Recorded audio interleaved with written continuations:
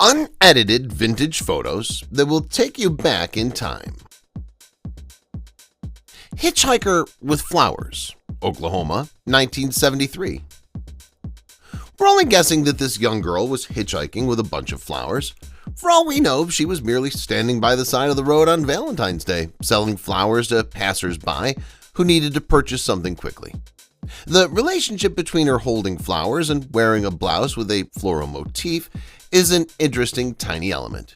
It's not, however, as cool as the genuine woman. Lady with Knitted Top, 1960s. The crocheted top that the woman is wearing seems to be ahead of her time, which is what makes this antique photograph so captivating. Although the tie and collar design is great, the knitting gives it the look of an 8-bit computer game, which is more associated with 80s culture. Not only does the orange and black contrast stand out, but the lady's mascara shines in a complimenting manner. Best Dressed Couple, Chicago, 1975. Isn't this the most adorable pair you've ever seen? These two lovebirds, like something out of a movie, don't care if it's a Saturday afternoon. They're pleased to wear the brightest colors and rule the walkway on their day off. Yet it's more likely that they're dressed for a particular event. We'd love to see a more elegantly dressed pair at that wedding. Who knows, maybe everyone was dressed this way. Getting Some Shade, France, 1955. Remember Roy Ayers' song, Everyone Loves the Sunshine? We think this should be altered to 99% of people enjoy the sunshine, since let's face it, not everyone is a fan.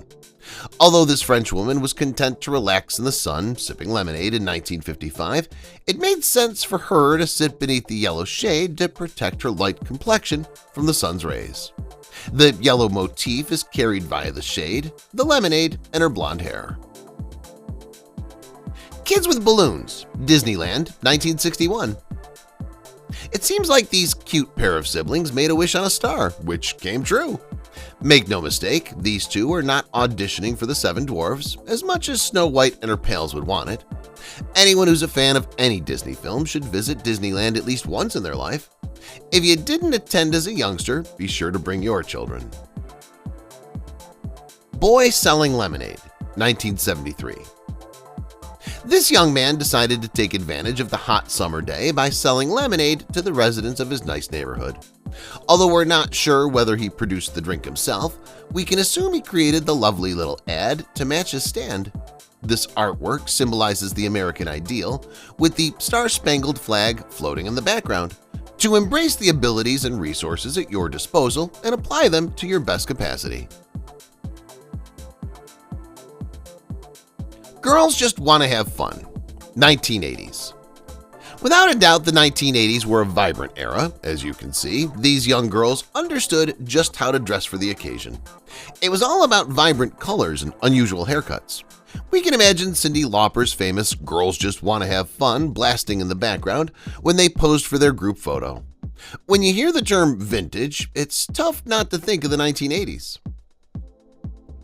Sitting on a Caddy, 1975. Cadillacs have always been an unmistakable sign of luxury and elegance. This man seems to have not just the flashy automobile, but also the clothing to go with it. We think that if you can afford it, you should acquire it. One thing's certain, the owner of this Caddy maintained it in excellent shape and was so proud of it that he just had to snap a picture of himself sitting on the bonnet. Friends Posing on the Beach, 1950s. If you don't like coming to the beach, something's really wrong with you. Well, the sand might be unpleasant, but it's one of the most lovely sensations in the world. It draws people together and is a great location to bring friends, family, or even a date. These delightful bunch of friends decided to take a group shot in the horizon in the backdrop. Keeping Cool in the Summer, New York City, 1943. In New York City, a lot's changed throughout the years. People have evolved, and traditional businesses and eateries have come and gone. The scorching summers, on the other hand, have stayed quite steady for as long as we can recall. Even in 1943, there were heat waves in the midst of the summer, and New Yorkers found a variety of techniques to stay cool. Consider these pals who are throwing buckets of ice-cold water on each other. Couples sunbathing, 1940s. Is it just us, or were these couples looking forward to their double date day out, only for a fifth wheel to show up at the last minute? That seems to be what occurred based on this antique picture from the 1940s. In any case, this group of pals seem to have a good time in their excursion to a natural reserve. They are, in fact, seated on rocks over a lake. They had just gotten out of the pool and were drying themselves under the hot July heat. Inspecting women's swimsuits, 1920s. You may be wondering what on earth is going on when you gaze at this antique photograph. We wouldn't be shocked if you asked us the same thing. It demonstrates how much society has evolved in the previous century. This guy was essentially measuring women's bikinis to see whether they were too short. This technique is no longer common in most regions of the globe, although it was common in the 1920s. Ladies strutting, London, 1930s. These women were clearly dressed for a special event. They seem to have been dropped off at their chosen location and were seen on video walking the last 100 yards to the event. The finished product was something that many bands would be happy to have as an album cover today. Remember the iconic Reservoir Dogs scene where the gang walks down the street in slow motion? The first Reservoir Dogs were these females. Man riding Harley, 1955. The leather jacket and greasy hair. If you weren't wearing these two items in the 1950s, you just weren't cool enough. Becoming a proficient motorcycle rider was the icing on the cake and a fantastic cause for a vintage photograph like this one. If you watch the film Grease, you may recognize the man as Danny Zuko. The only difference is that neither John Travolta nor his character rode a Harley-Davidson. Friends having a picnic, 1900s. Picnics have been a prevalent tradition since the start of time. As a result, seeing a vintage snapshot of two ladies and one of their kids sitting in the park together enjoying a fruit and cake shouldn't be too surprising. Even still, the fact that this photograph was shot over a century ago is mind-boggling. Everything from the clothing to the elegant tiny teapot screams, this is from another period. Holding hats in the wind, Philadelphia, 1947. The fact is that even if he tried, this photographer probably couldn't have shot such a beautiful picture. When these people made their way to work, they all clutched their hats in synchronization, signaling that the wind was a little too strong at the time. Their hats might have blown off their heads at any moment, so they were all compelled to place a hand on their heads. It's as vintage as it gets. Date night, 1950s. Things have changed dramatically in the dating world. Today, it's increasingly common to dress casually and travel to more formal settings for your first date. Nevertheless, in the 1950s, it was rather common to do the opposite. Go to a typical American diner dressed to the nines. This duo is extremely lovely as the guy holds the milkshake for his date to sample. Dating is no longer the same. T-Birds, New York, 1950s.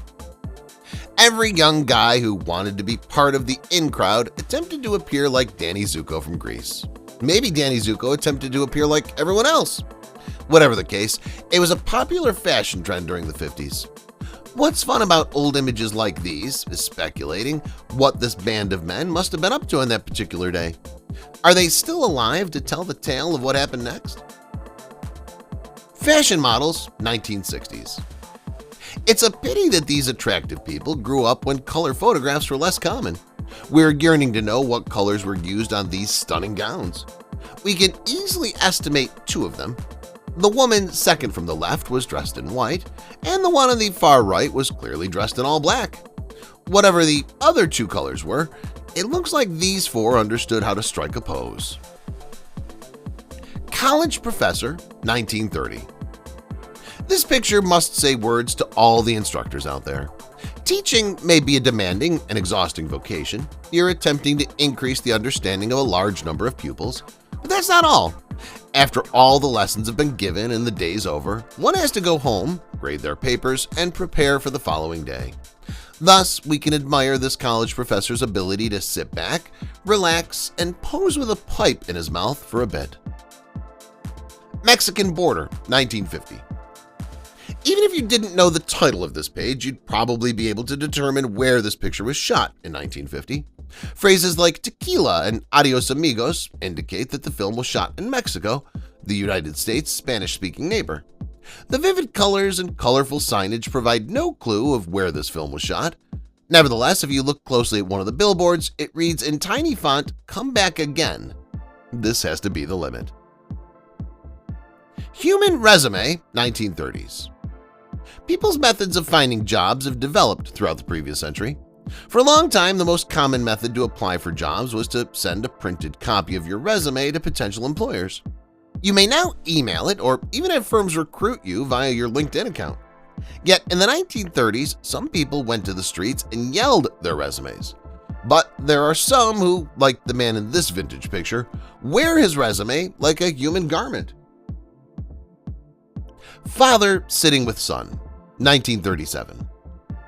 Several historians have previously noted this, but it seems that individuals a century ago seemed considerably older than they really were. 30-year-olds in 1937 may have seemed double their age. Consider this individual. He may pass for 60 years old by today's standards, but if we had to estimate, he was at least a decade younger when the shot was taken. Seems to be the grandpa of this youngster. Skating to work, 1982. This person, one of the more recent photographs in our series of old photos, demonstrates that you can still be yourself even if you work for a corporation. Skateboarding, in fact, dates back to the 1940s, yet it would be decades before the sport became popular among the general public. However, skateboarding culture had already proliferated by the time this photograph was taken. We imagine this guy put his shoes in his briefcase.